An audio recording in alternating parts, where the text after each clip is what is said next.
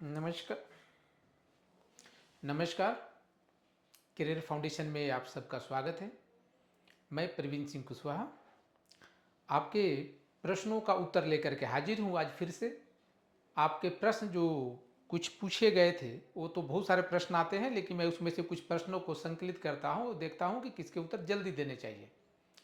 क्योंकि आप UGC NET, jet, set, बेट के बारे में आपने प्रश्न पूछा है कि यूजीसी नेट, जेट, बेट और सेट आर रेट क्या है ये सब। तो आज इसके बारे में हम लोग अंतर देखने वाले हैं कि क्या है। प्रश्न बड़े अच्छे हैं, जो कि वैसे अभ्यर्थी जो एलिजिबिलिटी टेस्ट देने जा रहे हैं या इसके बारे में पीजी कर रहे हैं, तो उनके लिए ये जानना बहुत ज़रूरी है। तो चलिए देखते हैं अंतर। यूजीसी नेट पूछा गया है, यूजीसी नेट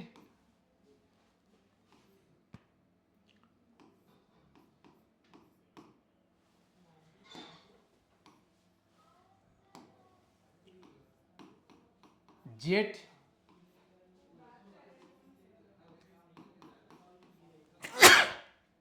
सॉरी सेट, बेट और चलिए एक और है rate.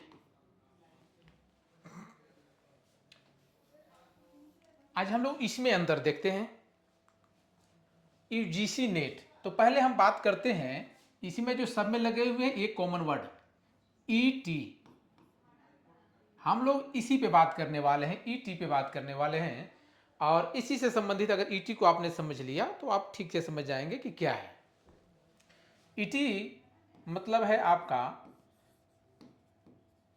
Eligibility test. Eligibility test मतलब योग्यता जांच। ठीक है, योग्यता जांच। अब बात आती है कि यूजीसी नेट। तो यूजीसी नेट का मतलब यूजीसी समझते हैं university grant commission. University grant commission, जिसे हम लोग यूजीसी बोलते हैं, इसको U G C, UGC grant commission. UGC ने एक मापदंड यूजीसी तय करती है कि उसके अधीनस्थ जो भी विश्वविद्यालय हैं, उन विश्वविद्यालयों में जो असिस्टेंट प्रोफेसर, जिसे आप पहले लेक्चरर भी हम लोग बोलते थे, अब उसका टेक्निकल अपडेटेड नेम जो पद नाम हो गया है वो असिस्टेंट प्रोफेसर हो गया है। जिसे पहले कहा जाता था कि लेक्चरर, रीडर, फिर प्रोफेसर। अब उसका एक कॉमन हो गया है assistant professor, associate professor, then professor. तो हम लोग की शुरुआत जो होती है वो शुरुआत होती है किसी भी व्यक्ति के असिस्टेंट प्रोफेसर से ही। आप सीधा एसोसिएट प्रोफेसर नहीं हो सकते। असिस्टेंट प्रोफेसर एक पहली कड़ी है जहां से आप शुरुआत करते हैं हायर एजुकेशन में टीचिंग की।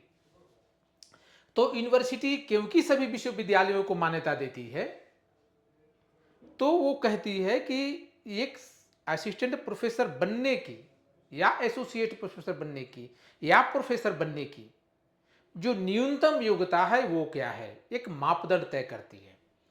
उसी में असिस्टेंट प्रोफेसर से जब हमारी शुरुआत होती है, तो उसमें सबसे पहले हमारे राष्ट्रीय स्तर पर एक योग्यता जांच परीक्षा रखी जाती है, जिसको हम लोग नेशनल एलिजिबिलिटी टेस्ट बोलते हैं। नेशनल एलिजिबिलिटी टेस्ट बोलते हैं, जिसे हम लोग बोलते हैं नेट। अगर बात करें नेशनल की तो नेट।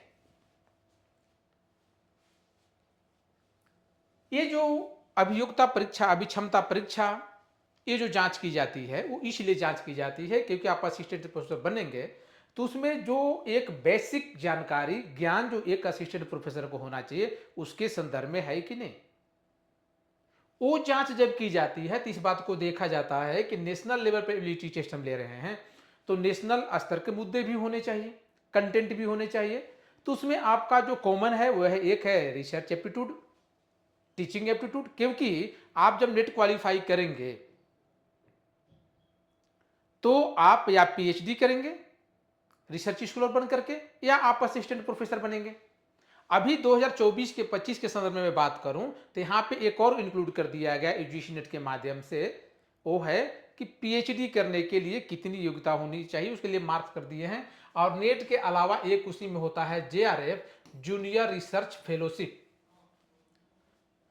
जिसकी उम्र सीमा भी यूजीसी निर्धारित करती है, और ये कहती है कि इतने से ज्यादा अंक इतने से कम उम्र वाले यदि लाते हैं तो हम उसे जूनियर रिसर्च फेलो मानेंगे। उसके अंतर्गत हम उसे कुछ फेलोशिप, कुछ राशि देंगे जो उसे शोध में मदद करेगा।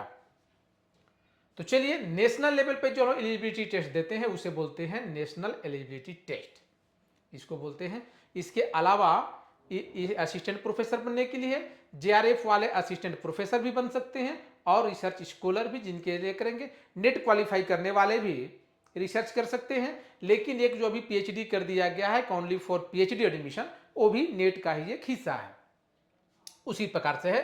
तो जब नेशनल राष्ट्रीय स्तर पे, नेशनल स्तर पे जब यूजीसी के मापदंड के अनुसार जब हमारी एलिजिबिलिटी जांच की जाती है तो उसे हम लोग बोलते हैं national eligibility test. Clear? UGC NET clear? आगे देखते हैं। दूसरी बात आती है जेट की। जेट झारखंड सरकार ने, या झारखंड सरकार के उच्च शिक्षा निदेशालय एक मापदंड तय करती है, और ये तय करती है कि अगर झारखंड में आपको असिस्टेंट प्रोफेसर या as a research scholar research करना है तो आपको एक मापदंड झारखंड स्टेट तय करती है, और उन्होंने उसका नाम दिया है Jharkhand eligibility test.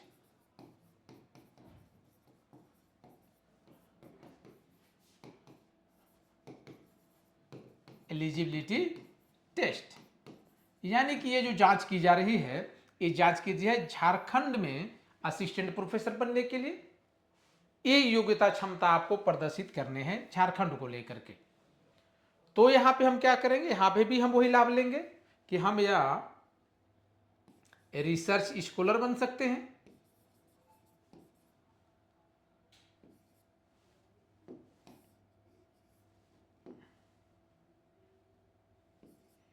Research scholar बन सकते हैं, या हम यहां भी असिस्टेंट प्रोफेसर बन सकते हैं।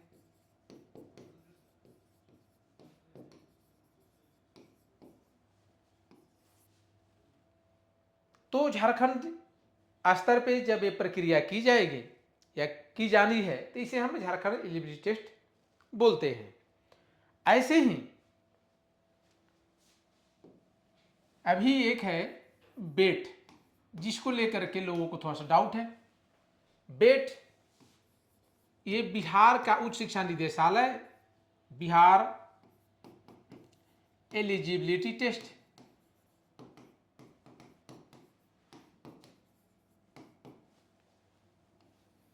ये भी दो पर्पस,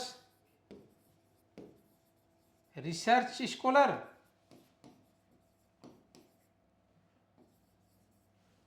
या असिस्टेंट प्रोफेसर।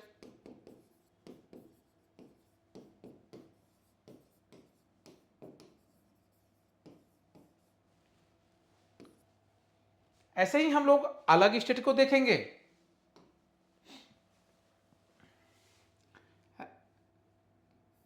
जैसे राजस्थान निकालता है तो ये लिखता है रेट, लेकिन रेट का एक और अर्थ है जो मैं आपको बताने वाला हूं।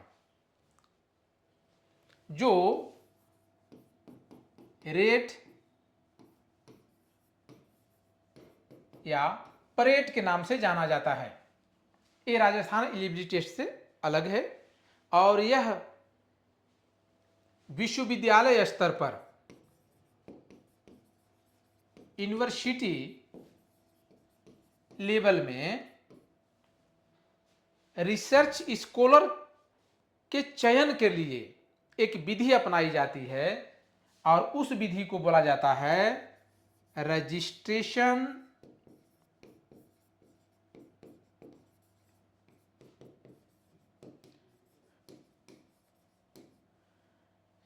Eligibility test. इसी को कहीं कहीं परेट बोला जाता है, जिसको बोलता है प्री रजिस्ट्रेशन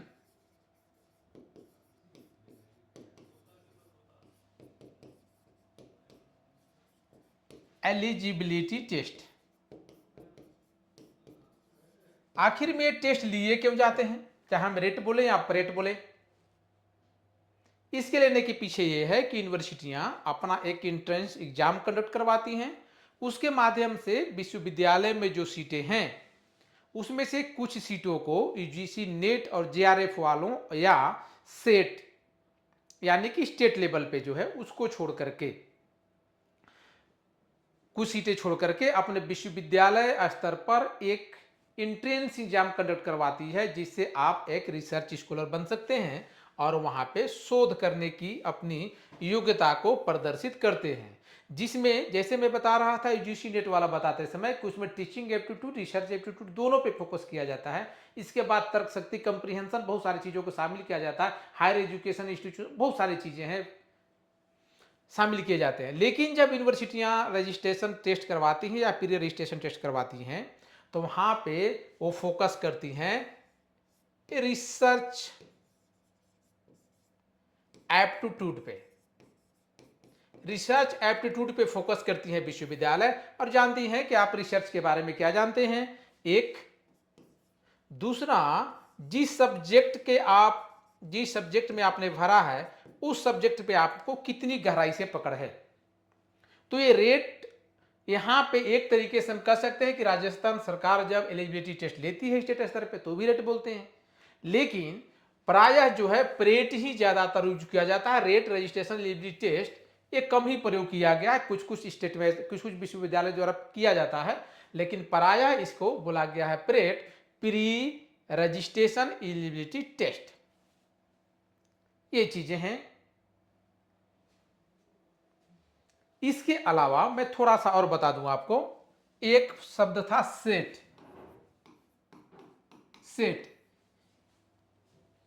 प्रायः जो कॉमन नाम है जिसे हम लोग आज जेट, रेट, बेट, हेट जो भी नाम कर दें, उसका एक कॉमन नाम है स्टेट एलिजिबिलिटी टेस्ट। आपने देखा नेट, नेशनल एलिजिबिलिटी टेस्ट, ऐसे इसको स्टेट एलिजिबिलिटी टेस्ट।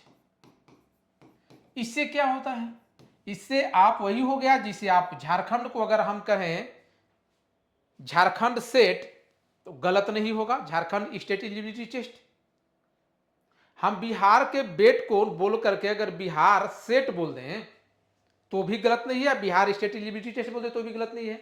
तो प्रायः स्टेट स्तर पे जब उच्च शिक्षा निदेशालय वहां की जब इस पे जब एग्जामिनेशन लेती है या वहां के जिसको भी दिया गया हो एग्जाम लेने के लिए स्टेट लेवल पे, तो वहां जब एग्जाम लेने के लिए दिया जाएगा तो उसमें इस बात को देखा जाएगा और उसको नाम रखा जाएगा स्टेट एलिजिबिलिटी टेस्ट।